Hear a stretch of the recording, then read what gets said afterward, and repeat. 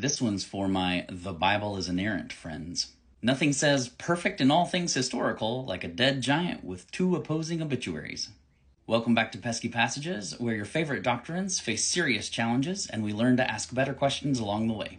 The underdog story of David and Goliath may be one of the most popular tales in all of the Bible. But what if it didn't happen the way you think? Or worse yet, what if David stole the credit for someone else's handiwork? Let's take a look at some select readings from a few different passages. We get the classic story in 1 Samuel 17.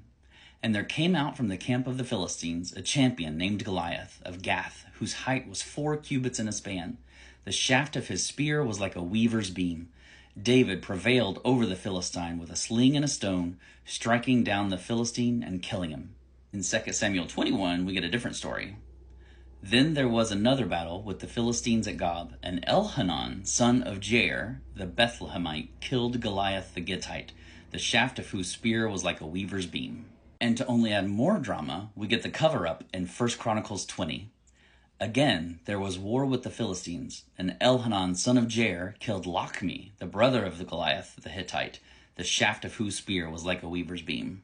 Now, if you noticed the repetition of the description of that spear and thought, that might be an important indicator, you're right. It's described the same way in all three narratives to link the identity of the giant. Same description, same phrasing, same giant. In the earliest account, buried in a list of David's warriors, no doubt, it's not David, but Elhanan who kills Goliath. No build-up, no twist ending, simply Elhanan killed Goliath. But that raises a problem. How can Goliath die here if David has already took him out over there? So a later author does some redaction magic. He tweaks the text just enough to solve the issue. Instead of Goliath, Elhanan kills Lochmi, Goliath's brother.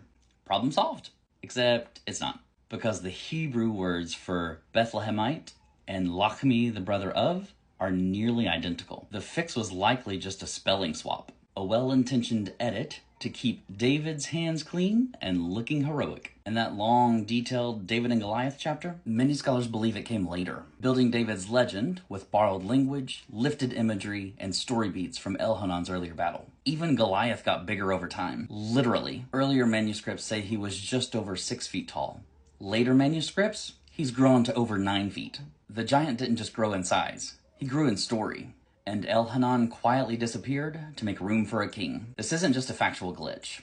It's a literary reckoning. We're looking at the same spear, the same hometown, the same giant, but 2 different killers. And a third version that edits one of them out. To problematize it even more, some modern Bible translations try to inconspicuously fix the problem. They quietly rewrite the original Elhanan and Goliath story by inserting the words "the brother of" into the passage where it's not in the Hebrew. A preemptive harmonization baked right into the English. Still yet, other defenders of inerrancy simply dismiss it as a scribal error, claiming the original autographs were accurate, but a copyist messed it up somewhere along the way. But that admission would only serve as a larger indictment. The Bible we have isn't inerrant, because the only supposedly inerrant version is the one we don't have. In the end, it's not the Bible in our hands that's being protected. It's the defense of a Bible we've never actually seen. Now, as always, you do not have to agree with me. But when you're confronted with new information, you do have to wrestle with it. So what does it say about the Bible's continuing formation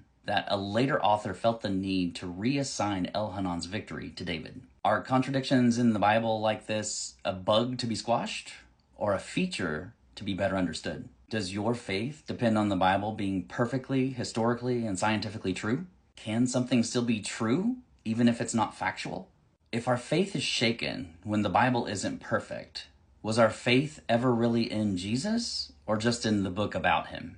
If your faith rises and falls with a perfect Bible, it's going to be hard to hold on to when the paper cracks. So maybe we were never meant to place our trust in a flawless book, but rather in the person it points to.